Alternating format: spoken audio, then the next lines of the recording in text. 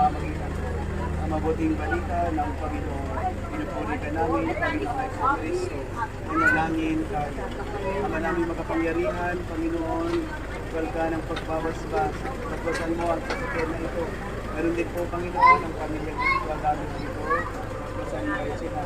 Ipadala mo ang iyong mga angin sa langit. Upang magbigay proteksyon sa kanilang araw-araw ng kalagayan. Meron din po, Panginoon, ang mga sasakyan na nagpapaalala sa amin na ang buhay namin dito sa lupa ay isang paglalakbay pabalik sa iyo. Naway makarating kami sa iyong tahanan. Ito ay aming iniinig sa pangalan ng Kristo na aming Panginoon.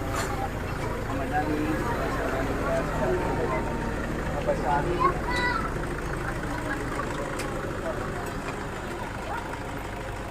Oo.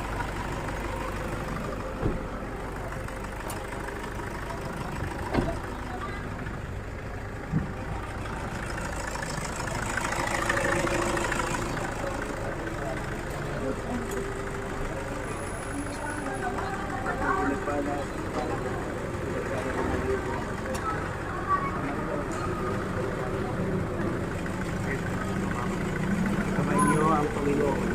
At sa inyo. Pagpalasin.